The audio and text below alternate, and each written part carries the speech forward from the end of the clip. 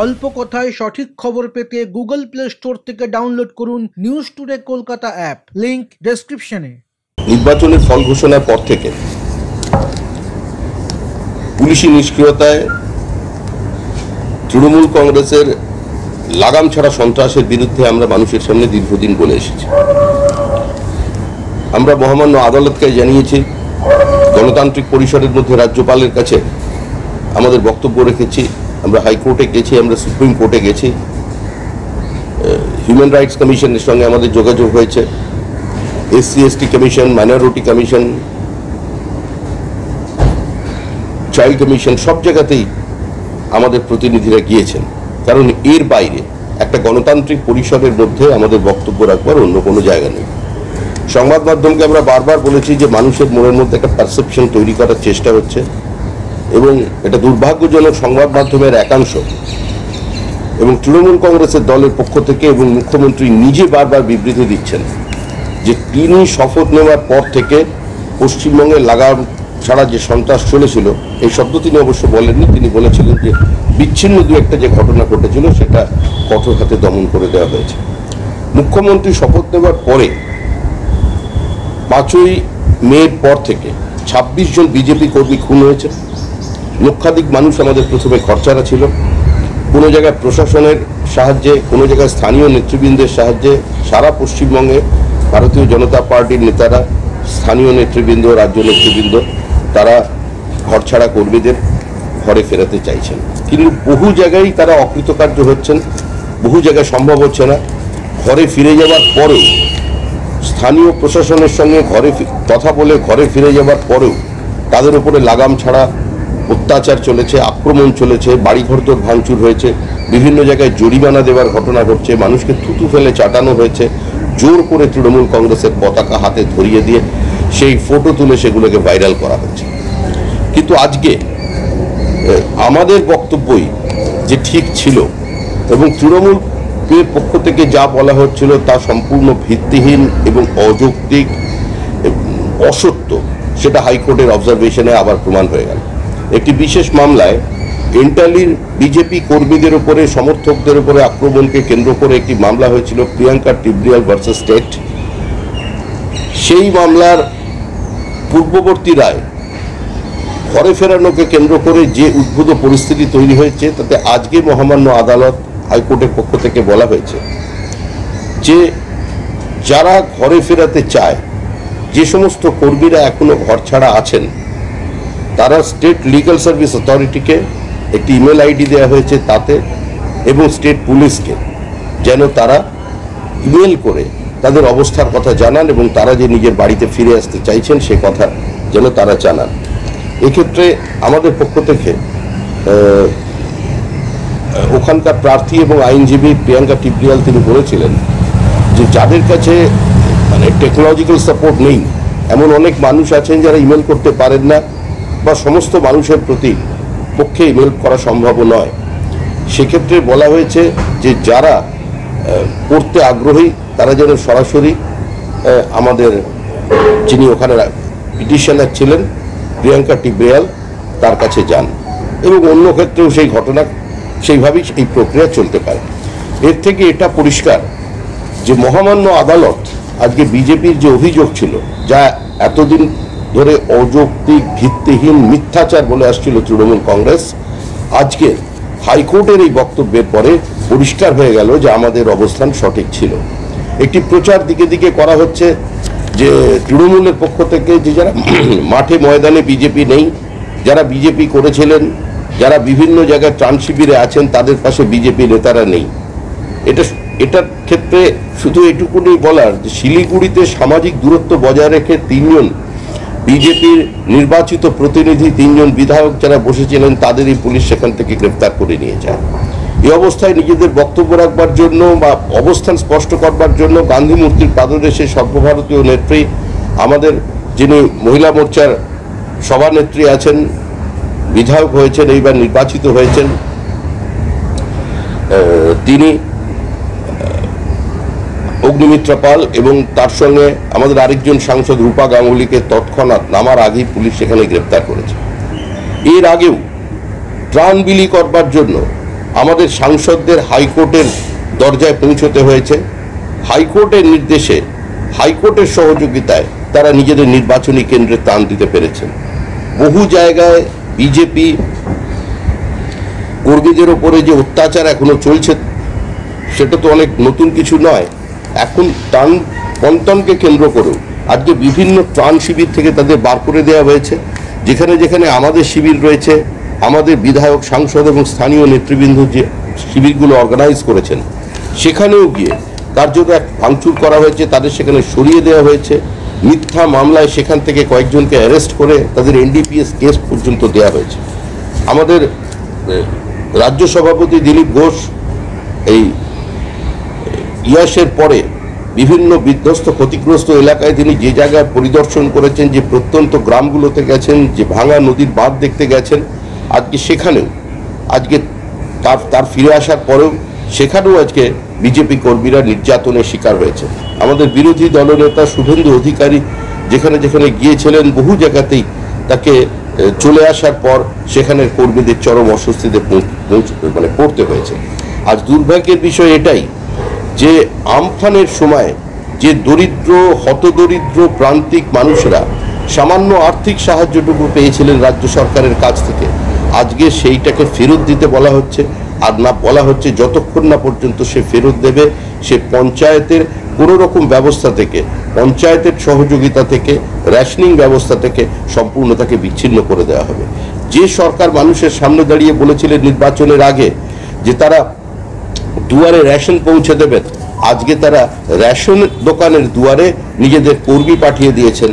যে অঞ্চলে, যে গ্রামে, যে বুথে বিজেপি লিড পেয়েছে, আজকে তাদের রেশনিং ব্যবস্থা থেকেও পর্যন্ত বিচ্ছিন্ন করে দেওয়া হচ্ছে। এ ধরনের অমানবিক ঘটনা, এ ধরনের অসহিষ্ণুতার ঘটনা আমার মনে হয় ভারতবর্ষের কোনো নির্বাচনোত্তর পরিস্থিতিতে কোনো জায়গায় ঘটেনি। নির্বাচন এর ফল বেরোনোর থেকে, যেদিন নির্বাচনে ফল বেরিয়েছে তারপর থেকে 2 তারিখ থেকে 5 তারিখ পর্যন্ত আমাদের 10 জন কর্মী খুন হয়েছেন। 5 তারিখ থেকে 3 দিন আগে পর্যন্ত বিজেপির 26 জন, 27 জন কর্মী খুন হয়েছেন। তার মধ্যে একজন, এদের মধ্যেই একজন সম্পূর্ণ মানসিক যন্ত্রণা বা মানসিক চাপ সহ্য করতে না পেরে, কারণ একাধিকবার তাকে মারা হয়েছে, বাড়ি ছাড়া ছিলেন, স্থানীয় প্রশাসনের সঙ্গে কথা বলে তাকে বাড়ি ফেরানো হয়েছিল, তারপরেও তাকে ডেকে নিয়ে গিয়ে কাউন্সিলরের অফিসে সে এবং তার মাকে ভয় দেখানো, বিভিন্ন সময় রাত্রিবেলা মদ্যপ অবস্থায় তার বাড়িতে গিয়ে হামলা, এই ঘটনাকে কেন্দ্র করে সে আত্মহত্যা করেছে। ভদ্রমহিলা একমাত্র সন্তানকে হারিয়ে সংবাদ মাধ্যমের সামনে তিনি তার বিবৃতি দিয়েছিলেন, বহুল প্রচারিত। আপনারা যারা এখানে প্রতিনিধি আছেন প্রত্যেকের টিভিতে সেটা বহুবার সম্প্রচারণ করেছেন। কিন্তু পরিস্থিতি এতটাই ভয়াবহ যে একমাত্র ছেলের মৃত্যুকে কেন্দ্র করে মা যে কথা বলেছিলেন, পরবর্তীকালে তিনি পুলিশের কাছে গিয়ে তার সাহস নেই বা তিনি সেই অবস্থায় নেই যে তিনি পুলিশের কাছে গিয়ে তার অভিযোগকে দায়ের করতে পারেন। এটাই পশ্চিমবঙ্গের পরিস্থিতি।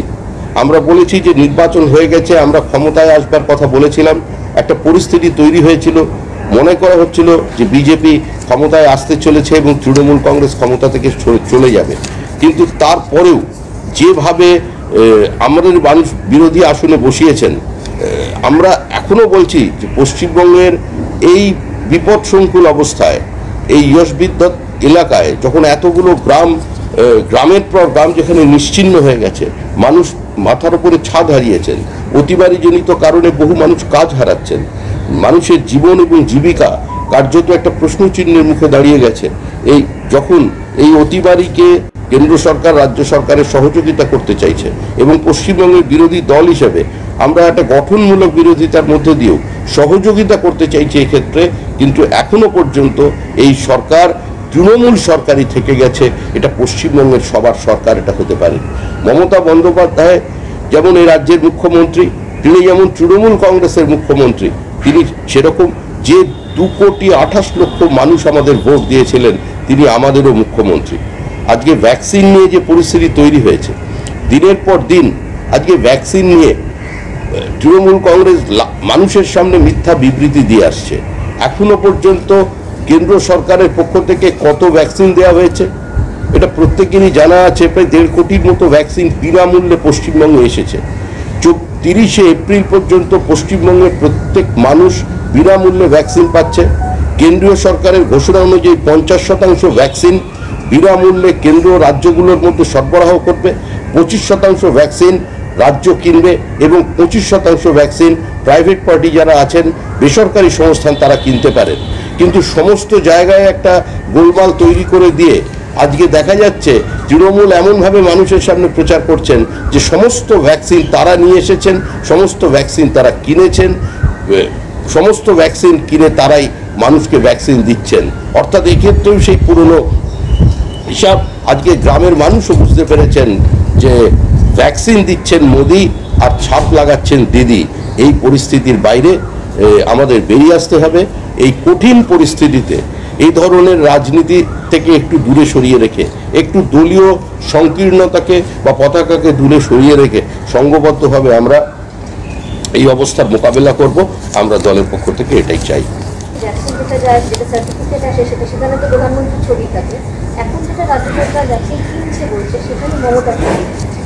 দেখুন, প্রধানমন্ত্রী ভ্যাকসিনের উপরে প্রধানমন্ত্রীর ছবিটাকে কেন্দ্র করে নির্বাচন কমিশনের কাছে অভিযোগ জানানো হয়েছিল যে প্রাক নির্বাচনী মুহূর্তে প্রধানমন্ত্রীর ছবি দিয়েই ভ্যাকসিন নিয়ে এসে একটা রাজনীতি করার চেষ্টা হচ্ছে। আসলে প্রধানমন্ত্রীর পদমর্যাদা, প্রধানমন্ত্রীর পদের গুরুত্ব ভারতীয় রাজনীতিতে বা আমাদের এই যুক্তরাষ্ট্রীয় সংসদীয় ব্যবস্থার মধ্যে প্রধানমন্ত্রীর উপস্থিতি বা তার গুরুত্ব, তার নাম, তার পদের মাহাত্ম্য, সেটাকেই তৃণমূল কংগ্রেস গ্রহণ করে না। তৃণমূল কংগ্রেস আচার আচরণ হচ্ছে কার্যত একটা স্বাধীন দেশের মতো। তৃণমূল বারবারই ভুলে যায় যে তারা একটি অঙ্গরাজ্যে আছেন, ভারতবর্ষের মধ্যে আছেন। এটা তৃণমূল কংগ্রেস মানতে নারাজ। তৃণমূলের আচরণ এবং তৃণমূলের বক্তব্য শুনে মনে হয় এটা একটা সম্পূর্ণ আলাদা পৃথক রাষ্ট্র এবং সেই রাষ্ট্রের প্রধানমন্ত্রী আরেকজন প্রধানমন্ত্রীর দিকে তাকিয়ে কথা বলছেন।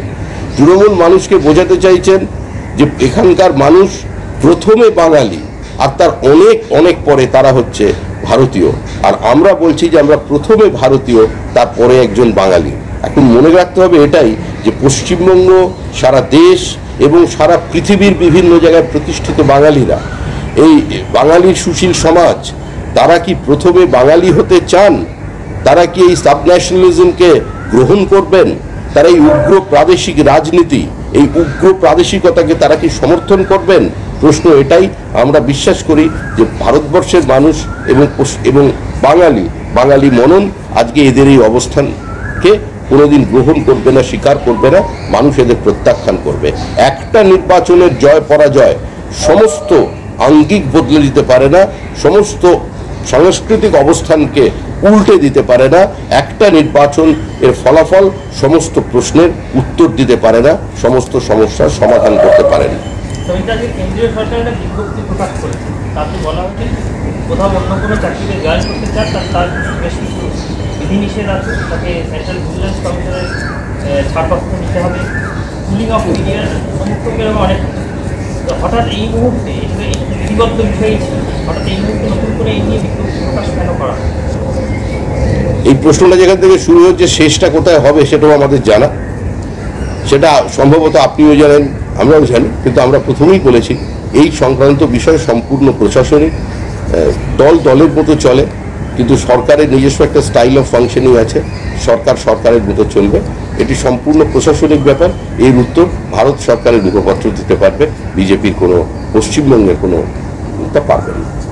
আপনি কিন্তু বুঝতেই পেরে গেলেন, মানে যে একটা বিধিবদ্ধ বিষয়কে নতুন করে বিজ্ঞপ্তি দিয়ে সামনে আসে, এটা মানে অনেকেই বলছেন যে আলাপন বন্দ্যোপাধ্যায়কে নিয়ে যে টানাপোড়েন চলছে, তার প্রেক্ষিতেই এখন হঠাৎ করে এই বিজ্ঞপ্তিটা আবার সামনে আনা। যারা মনে করছেন তারা তাদের মনে করতে দিন, আর যারা বিজ্ঞপ্তিটা জারি করেছেন তাদের প্রশ্নের উত্তর দিতে দিন। এই প্রশ্নের উত্তর আমার কাছে নেই। অমিত শাহ লড়াইয়ে জয়ী হয়েছে, আমরা খুব ভালোভাবে দ্বিতীয় ওয়েভ সেটা সামনে দিয়েছি। কোভিড অন্য অনেক দেশের থেকে বেটার ভ্যাকসিনেশন করেছি, অন্যান্য জায়গায় যখন ছড়িয়ে যাচ্ছে আমরা তখন কন্ট্রোলে এনেছি। তো এইটা নিয়ে স্বাভাবিকভাবে বিরোধীরা বলছেন যে 3.5 লক্ষ মানুষের মৃত্যু হয়েছে, এটাকে কন্ট্রোল করে। এটা নিয়ে কী বলছেন? অমিত শাহ যেটা বলছেন সেই দাবিটা অমিত শাহ যথার্থই বলেছেন, এটা সারা পৃথিবীর মানুষ স্বীকার করছে। পশ্চিমবঙ্গের বিরোধীরা কি বললেন তাতে বিরাট কি পেশি যায় না। যে মানুষগুলোকে আমরা হারিয়েছি এটা যে চরম বিপর্যয়ের কথা তিনি অস্বীকার করেননি, কিন্তু করোনার যে ভয়াবহতা সারা বিশ্বকে কার্যত গ্রাস করতে চলেছিল, তো সেই জায়গায় দাঁড়িয়ে ভারতবর্ষের মতো একটা দেশ যেখানে বহু মানুষ কার্যত একটা সমাজের একটা অংশ, তারা মানছেনই না, তারা মাস্কই পরছেন না।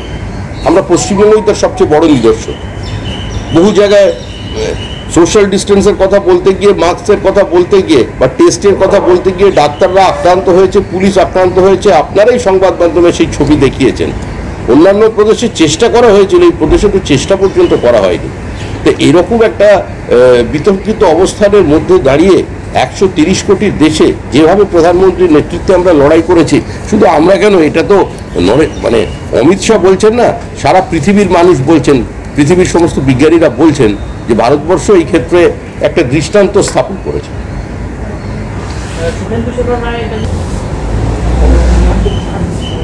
হ্যাঁ হ্যাঁ প্লিজ। হ্যাঁ, বলছি শুভেন্দুশেখর রায় তিনি তৃণমূলের তরফ থেকে এটা নিয়ে প্রতিক্রিয়া দিয়েছেন এবং তিনি বলেছেন যে মানে সাধারণ মানবিক পরিস্থিতি থাকলে কেউ এটার কথা বলে না, এইরকম ভয়ঙ্কর পরিস্থিতি। তারপরে তিনি বলছেন আমরা বিজেপি জেতার কথা বলা হয়নি। তিনি পরিষ্কার বলেছেন যে দ্বিতীয় ওয়েভকে আমরা মোটামুটিভাবে সামলে নিতে পেরেছি। আজকে বিভিন্ন সময়ে বিভিন্ন শব্দের ভুল ব্যাখ্যা করা হচ্ছে, কার্যত শব্দকে ভাঙাচোড়া করে সেন্টেন্সটাকে মানুষের সামনে উপস্থাপিত করা হচ্ছে। এই চরম ভয়াবহ অবস্থাটা যেটা ছিল, এবং সেখানে বিজ্ঞানীরা এবং ডাক্তাররা যে ধরনের মানুষকে এফেক্টেড হতে পারেন বলে বলছিলেন, যেটা স্পেকুলেট করা হচ্ছিল, তো সেইটা অবজারভেশন যা ছিল সেই জায়গা থেকে আমরা অনেকটা বেশি নিয়ন্ত্রণ করতে পেরেছি। এরপরে তৃতীয় ওয়েভের ক্ষেত্রে সেটা দেখা যাবে। তিনি কোনো অবস্থায় বলেননি যে আমরা সমস্ত জয় করে ফেলি। 3.5 লক্ষ মানুষ মারা গেছে, অর্থ ব্যবস্থা এভাবে একটা বিপর্যস্ত অবস্থা হয়ে গেছে। বহু জায়গায় মানুষের খাদ্যাভাব দেখা দিয়েছিল, সেটা কেন্দ্র সরকার সেটাকে নিয়ন্ত্রণ করতে পেরেছে। এখন আমাদের রাজ্যে যদি যিনি বলছেন শুভেন্দুশেখর বাবু, তিনি একজন প্রবীণ রাজনৈতিক নেতা। আমার মনে হয় যে উনি রাজ্যসভার সদস্য, রাজ্যের প্রতি ওনার কিছু কর্তব্য আছে। উনি যদি একটু, উনি দীর্ঘদিনের অত্যন্ত অভিজ্ঞ রাজনৈতিক কর্মী, তার প্রতি যথেষ্ট শ্রদ্ধা রেখেই বলছি, উনি যদি অনুগ্রহ করে একটু পশ্চিমবঙ্গের বিভিন্ন গ্রাম দ্বীপগুলোকে একটু পর্যবেক্ষণ করেন একটা মানবিক রূপ নিয়ে, আমার মনে হয় তিনি ধরনের বিবৃতি দিতে পারবেন না।